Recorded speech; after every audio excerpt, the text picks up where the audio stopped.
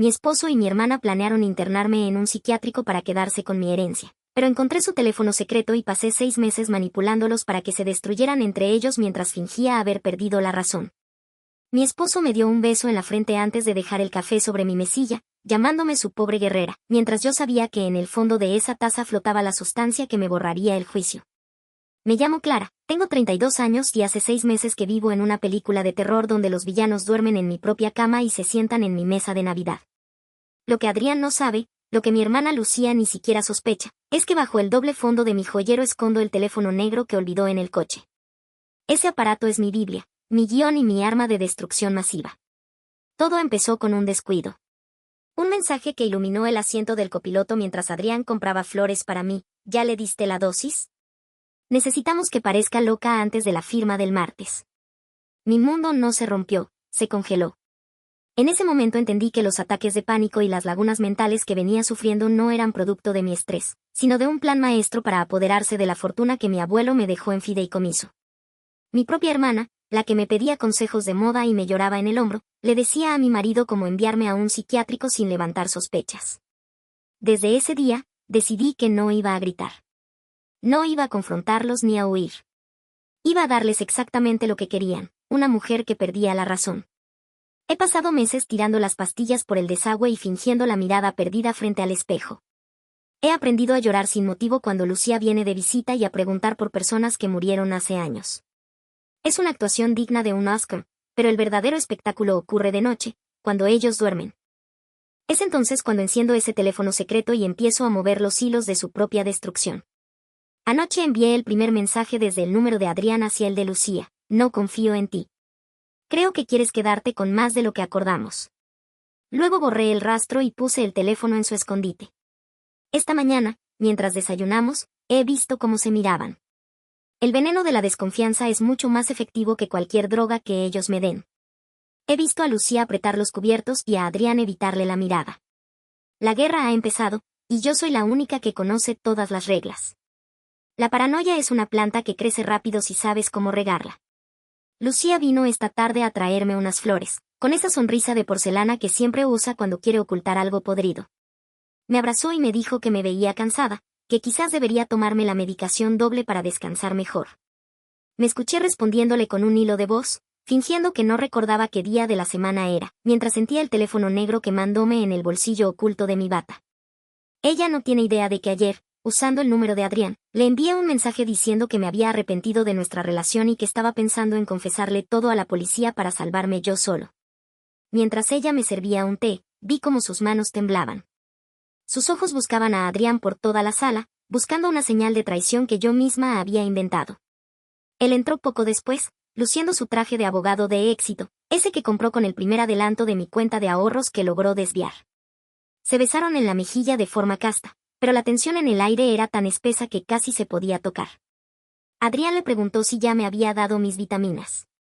Yo cerré los ojos y bajé la cabeza, dejando que una pequeña gota de saliva escapara de la comisura de mi boca, el toque final para su tranquilidad. Esa misma noche, mientras Adrián roncaba a mi lado, saqué el teléfono quemador. Mi corazón latía con una fuerza salvaje. Le escribí a Adrián desde el número de Lucía: tu esposa no está tan loca como crees.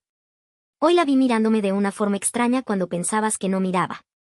Si esto sale mal, yo diré que tú me obligaste a todo. Pulsé enviar y volví a enterrar el aparato en el fondo del joyero. El plan está funcionando. Ya no se miran con deseo, sino con miedo. Cada vez que uno de los dos sale de la habitación, el otro revisa sus mensajes con desesperación, buscando la prueba de que el otro va a saltar del barco antes de que el mazo del juez caiga. Hoy he dado un paso más allá.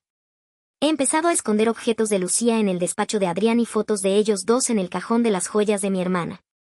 Quiero que piensen que el otro está perdiendo el control, que la culpa los está volviendo descuidados. Me he convertido en un fantasma que recorre los pasillos de mi propia casa, orquestando una sinfonía de odio entre las dos personas que se supone que más deberían amarme. La cena de mañana será el escenario perfecto para el siguiente acto. He invitado al abogado de la familia y he preparado una sorpresa que ninguno de los dos olvidará. La cena fue un despliegue de hipocresía que casi me hace reír en sus caras.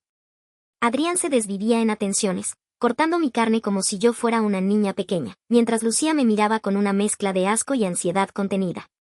El abogado de la familia, el señor Mendoza, observaba todo con una ceja levantada, confundido por el comportamiento errático de mi esposo, quien no dejaba de sudar.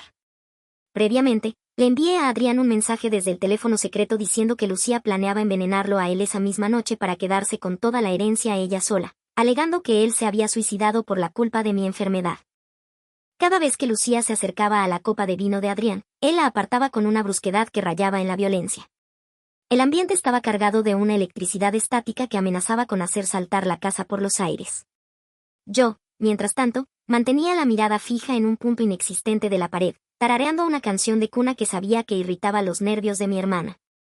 De pronto, Adrián se levantó, tirando la silla hacia atrás, y acusó a Lucía de haber puesto algo en su comida. Los gritos empezaron, y el señor Mendoza no sabía dónde meterse mientras veía cómo los abnegados cuidadores se lanzaban acusaciones de asesinato y traición. Fue en ese instante, en medio de los gritos y los platos rotos, cuando sonó el timbre. No era una visita cualquiera. Yo misma había programado un correo electrónico que se envió automáticamente a la policía y a los servicios psiquiátricos de emergencia hace 2 horas. Pero el contenido no decía que yo estaba loca. El correo contenía capturas de pantalla parciales de sus chats, las más incriminatorias, donde ellos hablaban de suministrarme sustancias prohibidas. Adrián palideció, pensando que Lucía lo había delatado, y Lucía se lanzó contra él gritando que él era el único responsable. En ese momento de caos total, mientras los paramédicos y la policía cruzan el umbral, Adrián, desesperado por salvarse, agarra el brazo del oficial y señala hacia mí, gritando que yo he planeado todo, que he recuperado la cordura de golpe y que tengo un arma escondida.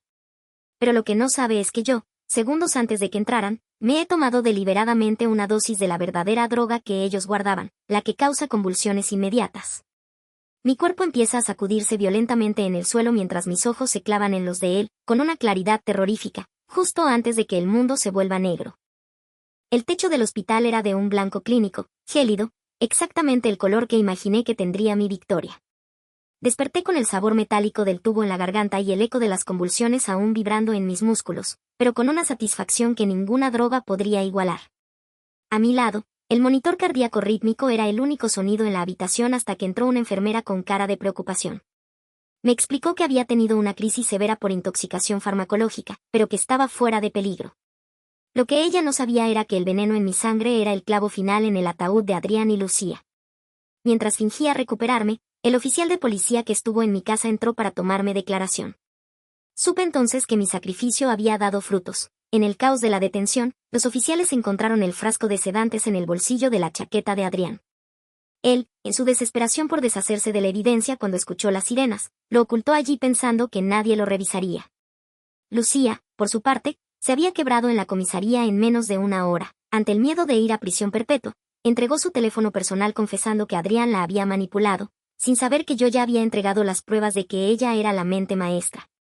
El señor Mendoza, nuestro abogado de familia, estaba presente durante la declaración. Su rostro, antes lleno de duda, ahora era una máscara de remordimiento. Me pidió perdón por haber dudado de mi salud mental, admitiendo que los informes que Adrián le presentaba eran tan convincentes que estuvo a punto de firmar los documentos de la tutela esa misma noche. Le pedí, con una voz que sonaba rota y débil pero que por dentro era puro acero, que iniciara los trámites de divorcio por crueldad extrema y una demanda civil contra mi hermana por daños y perjuicios. Pero la guerra no ha terminado. Mientras el oficial salía, recibí un mensaje en el teléfono secreto que aún conservaba bajo la almohada, gracias a que logré ocultarlo en el pliegue de mi bata antes de caer al suelo. Era un mensaje de un número que no estaba en la agenda. Sé que estás fingiendo, Clara. Y sé dónde guardas el resto del dinero que Adrián no encontró.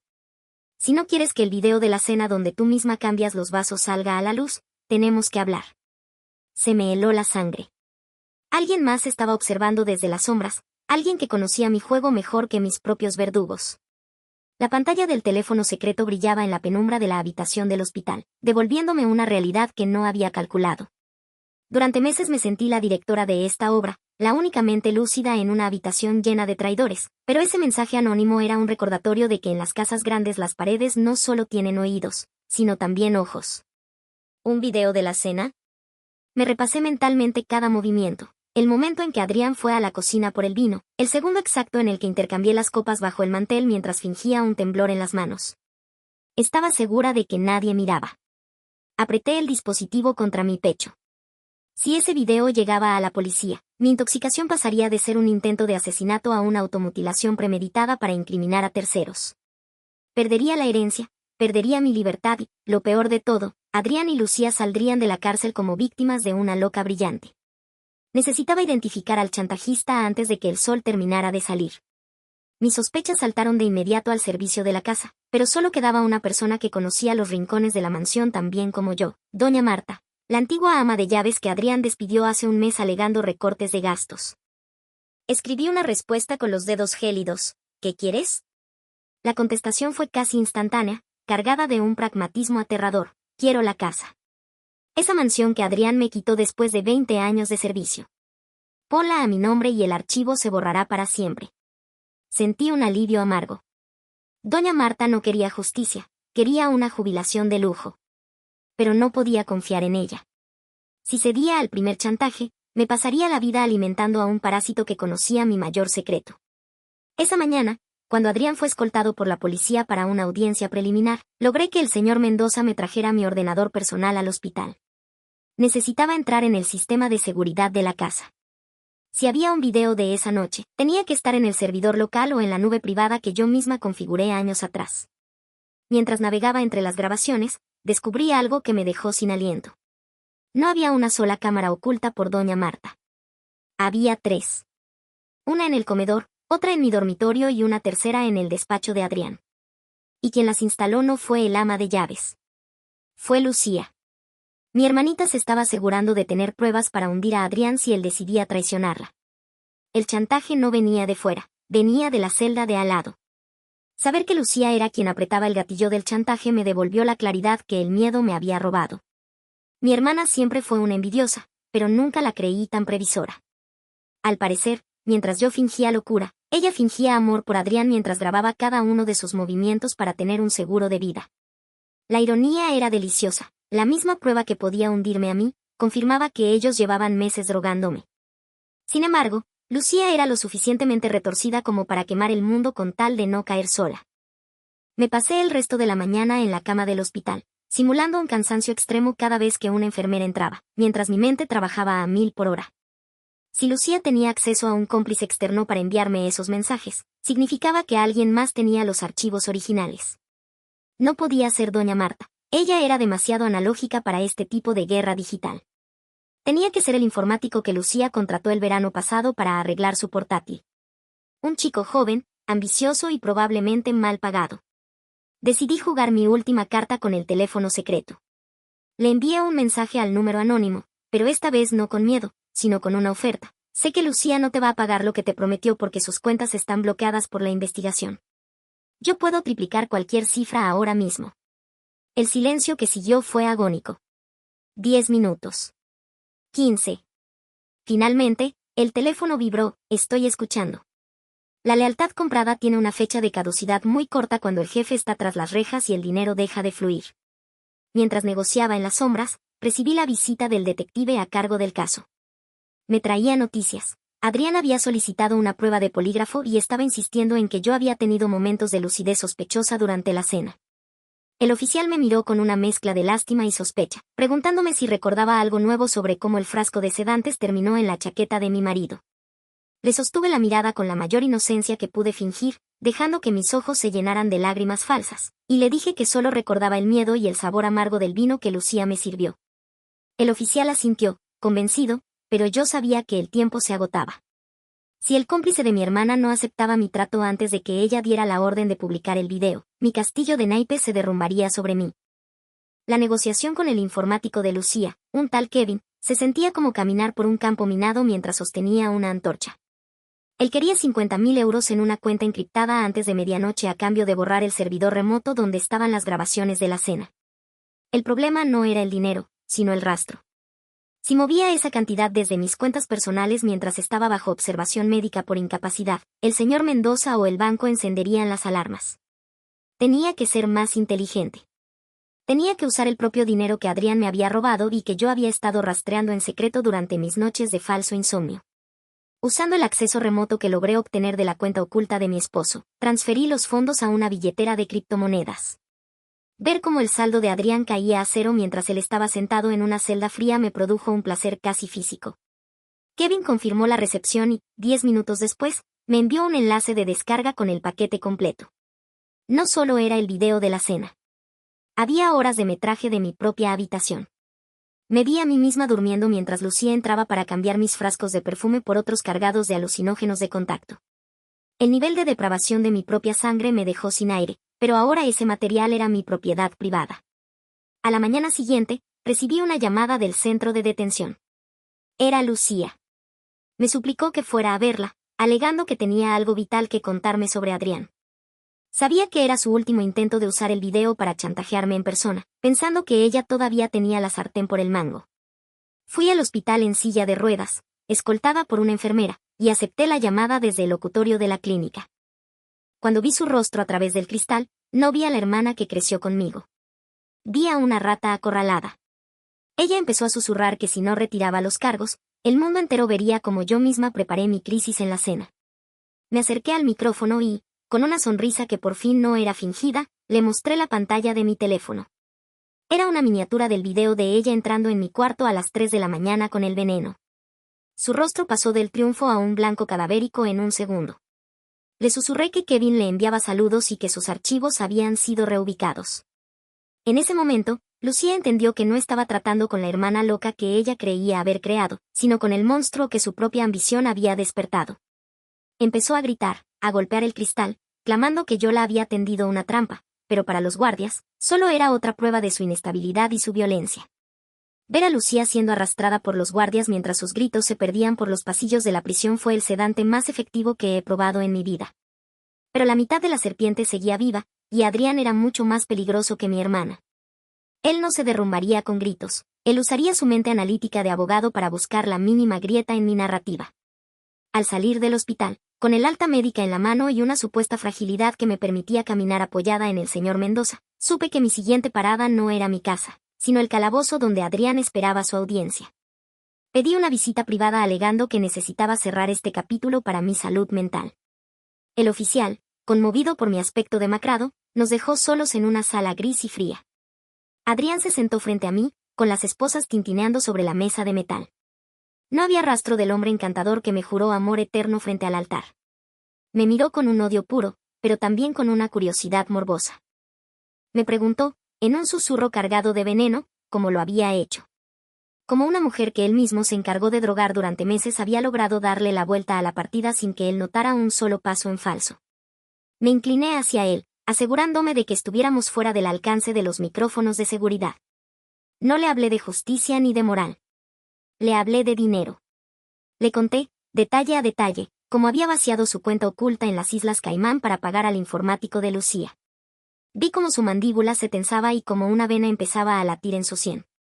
Perder su libertad era un golpe, pero perder la fortuna que tanto le costó robarme era lo que realmente lo estaba matando por dentro. Le dije que Lucía ya lo había vendido a la fiscalía y que yo tenía los videos de ambos conspirando en nuestro propio dormitorio. Adrián intentó abalanzarse sobre mí, pero las cadenas lo anclaron a la silla. Gritó que yo estaba loca, que el teléfono negro era una invención de mi mente enferma. Yo me limité a levantarme con elegancia, ajustándome el abrigo. Antes de salir, le entregué un sobre pequeño al guardia. Eran los papeles del divorcio y una notificación de embargo preventivo de todos sus bienes restantes. Le dije a Adrián que esperaba que disfrutara de la soledad, porque ni siquiera Lucía querría compartir el infierno con alguien que se quedó sin un solo céntimo para pagar un abogado de oficio. El abogado estrella de la ciudad iba a ser defendido por el sistema que tanto despreciaba. Regresar a la mansión después de la tormenta fue como entrar en un mausoleo dedicado a mi propia ejecución fallida. El aire todavía olía a la cera de las velas de la cena y al perfume floral que Lucía usaba para enmascarar el aroma de los fármacos. Caminé por el vestíbulo, escuchando el eco de mis propios pasos sobre el mármol, sintiendo por primera vez en 6 meses que el suelo no se movía bajo mis pies. Estaba sola. El silencio era absoluto, una recompensa por haber orquestado el derrumbe de quienes intentaron devorarme. Pero la casa, en su inmensidad, guardaba un último rastro de la traición que ni siquiera el teléfono secreto me había revelado. Subí al despacho de Adrián. Necesitaba limpiar hasta el último rincón de su presencia antes de poner la propiedad a la venta. Mientras vaciaba la caja fuerte que él creía inviolable, encontré una carpeta de cuero azul que no pertenecía a sus asuntos legales habituales. Al abrirla, mi respiración se detuvo. No eran solo mis informes médicos, eran pólizas de seguros de vida contratadas a mi nombre apenas 3 meses después de nuestra boda. Pólizas que se activaban en caso de muerte accidental o suicidio derivado de un trastorno mental. El plan de internarme era solo la fase 1. Ellos no querían cuidarme en un manicomio, querían que yo no saliera viva de allí. En medio de los documentos, cayó una pequeña llave de latón con una etiqueta manuscrita que decía, Sótano B, Archivo Antiguo. Extrañada, bajé a las profundidades de la casa, a una zona que rara vez usábamos. La llave abrió una pequeña puerta de metal detrás de la bodega. Al entrar, encontré una serie de cajas con el nombre de mi padre.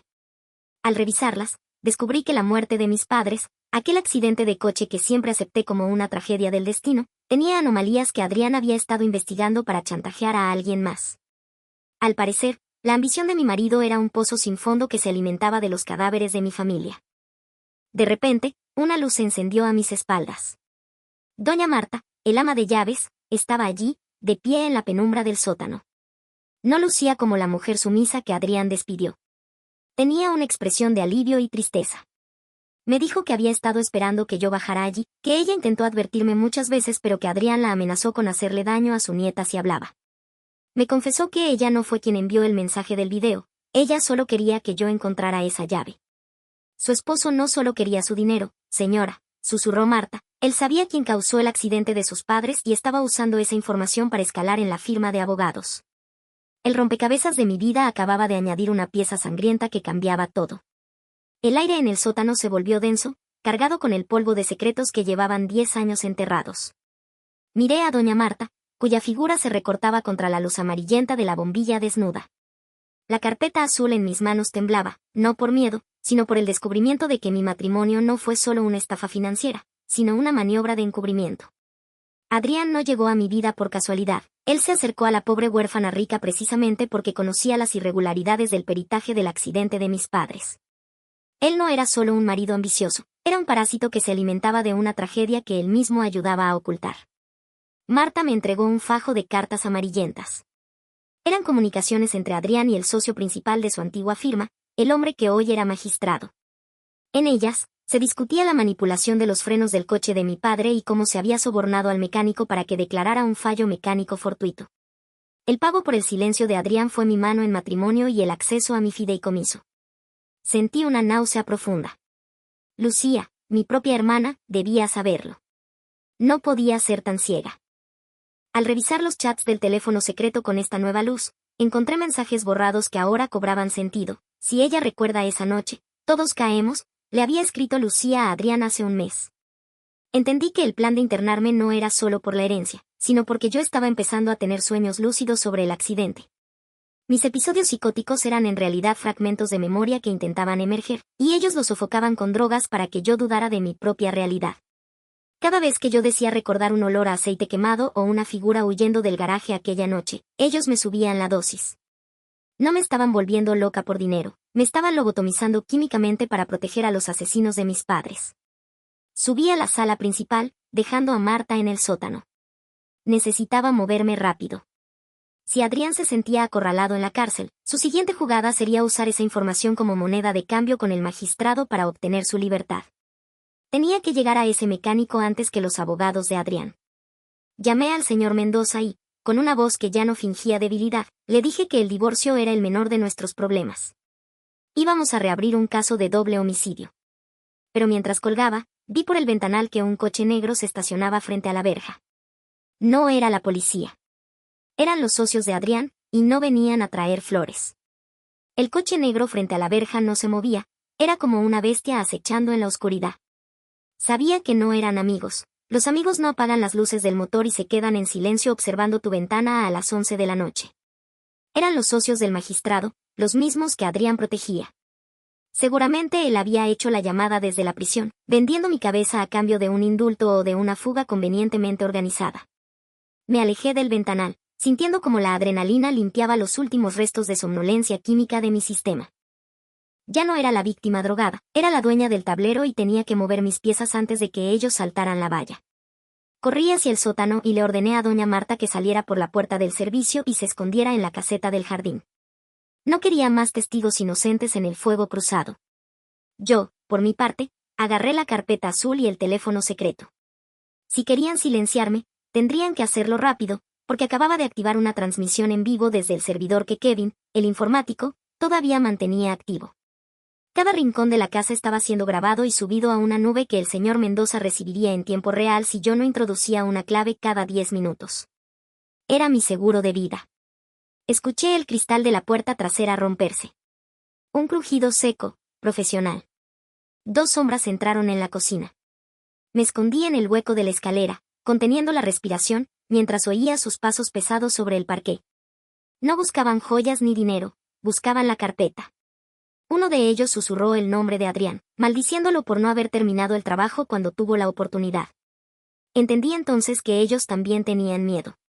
El magistrado y sus secuaces estaban a un paso del abismo, y yo era la única persona que podía empujarlos con un solo movimiento de dedo. Salí de mi escondite cuando subieron a la planta superior. En lugar de huir, me dirigí al despacho de Adrián y encendí los altavoces de la casa a todo volumen. La voz de Adrián, grabada en una de las discusiones que capté con el teléfono oculto, empezó a tronar por toda la mansión. Si Clara muere, el magistrado me debe la vida. Las sombras se detuvieron en seco en el rellano. El pánico que sentían era casi tangible. En ese momento, las sirenas de la policía empezaron a aullar a lo lejos. No las había llamado yo, sino doña Marta desde su escondite. El plan de Adrián de usar a sus socios para limpiarme estaba colapsando bajo el peso de su propia arrogancia. El caos en la mansión se convirtió en una trampa mortal para los enviados del magistrado. Aturdidos por la voz de Adrián retumbando en las paredes y el destello de las luces policiales acercándose por el camino de entrada, las 2 sombras intentaron huir por donde habían venido. Pero yo ya no era la presa asustada. Desde el panel de control del despacho, bloqueé las persianas de seguridad reforzadas que Adrián había instalado para proteger su botín. Quedaron encerrados en el salón principal, como ratas en una jaula de cristal. Los vi a través de las cámaras de seguridad, hombres corpulentos, de cuello blanco y manos sucias, golpeando inútilmente contra el vidrio blindado mientras la policía rodeaba la propiedad. Cuando el detective entró, arma en mano, me encontró sentada tranquilamente en la escalera con la carpeta azul sobre las rodillas. No había rastro de la mujer que convulsionaba en el suelo hacía apenas unos días.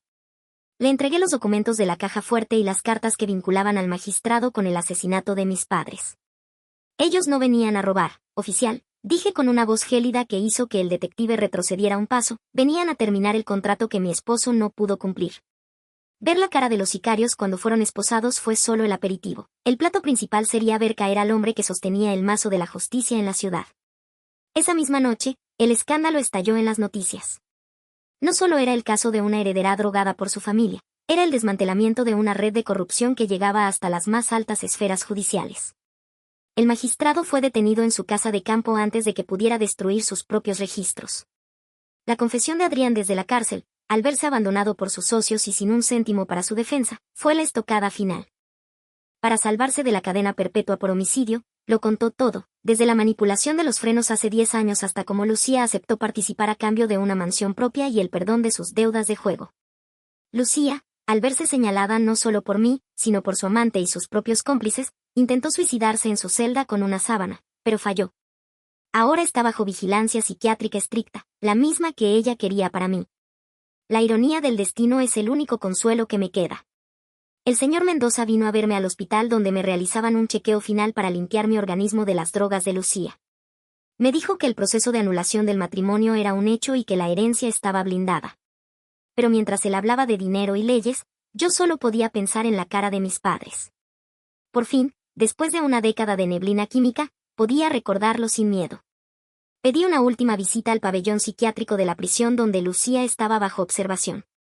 El ambiente era exactamente lo que ella había diseñado para mí, paredes acolchadas, olor a desinfectante y el sonido metálico de las puertas que se cierran para siempre. Cuando entré en la pequeña sala de visitas, vi a mi hermana acurrucada en un rincón, con la mirada perdida y el cabello enredado. Por un segundo, la culpa intentó asomar por mi garganta, pero recordé el sabor amargo de las pastillas que ella me obligaba a tragar y la imagen del coche de mis padres cayendo por el barranco. Mi piedad se había evaporado con la última dosis de sedante. Lucía levantó la vista y, al verme, no hubo arrepentimiento, sino una rabia animal. Me gritó que yo siempre fui la favorita, que papá y mamá me lo habían dejado todo porque pensaban que ella era demasiado débil para manejar el apellido. Me confesó, entre risas histéricas, que ella misma fue quien le dio la idea a Adrián de usar el accidente a su favor. Ella no solo fue una cómplice pasiva, fue la que vendió la sangre de nuestros padres para comprarse una vida de lujos que nunca supo ganarse. Escucharla hablar así, sin la máscara de hermana dulce, fue el cierre definitivo que mi corazón necesitaba. Me acerqué al cristal y le puse una grabación en el teléfono secreto.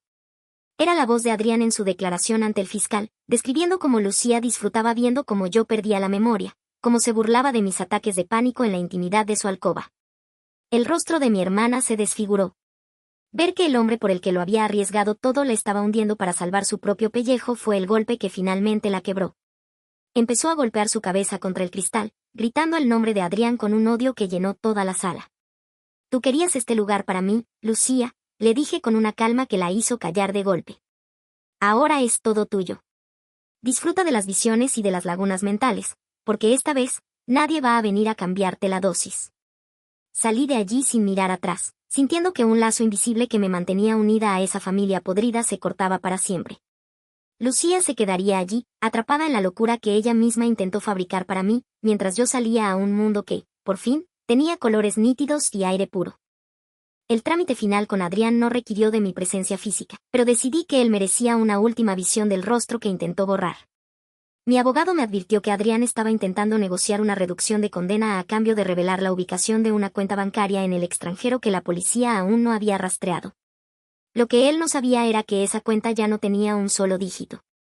Entré en la sala de videoconferencias del bufete y, cuando su rostro apareció en la pantalla, vi a un hombre que había envejecido 10 años en 10 días. Sus ojos buscaban en los míos una pizca de la clara sumisa, pero solo encontraron el reflejo de su propia ruina. Le mostré el recibo de la donación total. Había transferido cada céntimo que él había robado, y cada euro de la cuenta secreta, a una fundación para víctimas de violencia intrafamiliar y fraude psicológico. Adrián se quedó lívido, con la boca abierta, mientras entendía que su moneda de cambio se había evaporado. Ya no tenía nada con que comprar el favor del fiscal. Estaba solo, sin dinero para abogados y enfrentando una condena por conspiración para el asesinato que lo mantendría entre rejas hasta que fuera un anciano. Le dije que su nombre sería borrado de cada registro de mi vida, y que el divorcio se había concedido por conducta criminal. «No eres más que un error administrativo en mi biografía, Adrián», sentencié antes de cortar la conexión. Ver la pantalla volverse a negro fue como ver el ataúd de mi matrimonio cerrarse finalmente. Salí del edificio y caminé por el centro de la ciudad, sintiendo el sol en la cara sin la neblina de los sedantes. Ya no tenía que mirar por encima del hombro, ni ocultar teléfonos en joyeros, ni fingir ataques de pánico para sobrevivir. Sin embargo, al llegar a la mansión, encontré un paquete en la puerta. No tenía remitente. Al abrirlo, encontré un viejo diario que pertenecía a mi madre. Estaba abierto por una página de hacía 12 años, con una nota marginal escrita con la caligrafía de mi padre. Decía: «Si algo nos pasa, Clara debe saber que la llave no es solo para el sótano, sino para la caja de seguridad en el Banco Central». Mi corazón dio un vuelco. Adrián y Lucía creían que la herencia era solo dinero y propiedades, pero mis padres habían guardado algo mucho más valioso: la prueba definitiva de que la firma de abogados del magistrado había estado lavando dinero del narcotráfico mucho antes del accidente. Mi lucha contra la corrupción no había terminado, apenas estaba entrando en su fase más peligrosa. Sostuve el diario de mi madre con una mezcla de reverencia y pánico. Mis padres no murieron solo por una herencia familiar, murieron porque eran los únicos con la integridad suficiente para denunciar que el corazón financiero de esta ciudad estaba podrido. Adrián no solo me quería por mi dinero, me quería como un seguro de vida. Si él poseía a la heredera, poseía el silencio. Pero se equivocó al subestimar la memoria de una hija que, incluso drogada, nunca dejó de buscar la luz. La llave del Banco Central era el arma final, y esta vez no iba a usarla para manipular a 2 amantes traidores, sino para derribar todo un sistema. Fui al banco a primera hora, escoltada por un equipo de seguridad privada que contraté con los últimos restos de mi cuenta personal. Al abrir la caja de seguridad, no encontré oro ni joyas. Encontré una unidad USB y una serie de documentos firmados por el magistrado y varios políticos de renombre. Eran las rutas del dinero, los contratos amañados y los nombres de quienes apretaron el gatillo social contra mi familia. Mientras revisaba los archivos, sentí que la presencia de mis padres me rodeaba. Ya no era la pobre Clara, la víctima inestable. Era la mujer que iba a terminar el trabajo que ellos empezaron hace una década. Sostuve el diario de mi madre con una mezcla de reverencia y pánico. Mis padres no murieron solo por una herencia familiar, murieron porque eran los únicos con la integridad suficiente para denunciar que el corazón financiero de esta ciudad estaba podrido. Adrián no solo me quería por mi dinero, me quería como un seguro de vida. Si él poseía a la heredera, poseía el silencio. Pero se equivocó al subestimar la memoria de una hija que, incluso drogada, nunca dejó de buscar la luz. La llave del Banco Central era el arma final, y esta vez no iba a usarla para manipular a dos amantes traidores, sino para derribar todo un sistema. Fui al banco a primera hora, escoltada por un equipo de seguridad privada que contraté con los últimos restos de mi cuenta personal. Al abrir la caja de seguridad, no encontré oro ni joyas. Encontré una unidad USB y una serie de documentos firmados por el magistrado y varios políticos de renombre. Eran las rutas del dinero, los contratos amañados y los nombres de quienes apretaron el gatillo social contra mi familia. Mientras revisaba los archivos, sentí que la presencia de mis padres me rodeaba. Ya no era la pobre Clara, la víctima inestable. Era la mujer que iba a terminar el trabajo que ellos empezaron hace una década. La casa de campo estaba sumida en una oscuridad sepulcral, rota solo por el crujido de las hojas secas bajo mis pies. Entré sin encender las luces, conociendo cada rincón por puro instinto infantil. Sabía que Adrián estaba allí, el olor a su tabaco caro flotaba en el aire como una advertencia. Lo encontré sentado en el viejo sillón de mi padre, con el rostro iluminado por la pantalla de su teléfono. No parecía un fugitivo, sino un hombre que finalmente había aceptado su propia caída y solo buscaba compañía en el abismo. Al verme, sonrió con una amargura que me heló la sangre. Levantó un arma, pero su mano temblaba. El hombre de leyes se había convertido en un animal acorralado. No le di tiempo a hablar. Antes de que pudiera pronunciar una de sus mentiras, encendí la linterna de mi móvil directamente a sus ojos y le mostré la unidad USB del banco. Le dije que ya era tarde. Los archivos habían sido enviados a 3 periódicos internacionales y a la Fiscalía General del Estado con un temporizador que no podía detenerse. Si yo moría allí mismo, el mundo entero vería su cara y la del magistrado en la portada de cada diario antes del amanecer. Adrián bajó el arma lentamente, comprendiendo que su última moneda de cambio, mi miedo, se había agotado. La inteligencia que usó para intentar destruirme era la misma que ahora le gritaba que había perdido la partida de forma definitiva. La policía irrumpió en la casa segundos después. Adrián no se resistió, se dejó esposar mientras me miraba con una mezcla de odio y una extraña admiración retorcida. Al salir, vi cómo el magistrado y sus socios eran escoltados en otros vehículos. El imperio de silencio que mató a mis padres se había desmoronado gracias a la mujer que ellos mismos subestimaron. Lucía pasaría el resto de su vida en un centro psiquiátrico penal, atrapada en la neblina mental que ella misma fabricó, y Adrián nunca volvería a ver la luz del sol como un hombre libre. El teléfono secreto, el que inició todo, terminó en una bolsa de evidencias, pero su trabajo ya estaba hecho. Hoy, un mes después, he vendido la mansión y he convertido la casa de campo en mi único refugio. Ya no hay cámaras ocultas, ni pastillas en el té, ni sombras en el pasillo. A veces, en el silencio de la noche, recuerdo el esfuerzo sobrehumano de fingir locura mientras mi corazón gritaba por justicia, y me doy cuenta de que la verdadera cordura fue mi mayor venganza.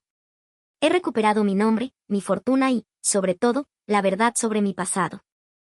Miro el horizonte y, por primera vez en 10 años, el futuro no es una amenaza, sino un lienzo en blanco que yo misma voy a pintar, lejos de la traición y del veneno de quienes alguna vez llamé familia.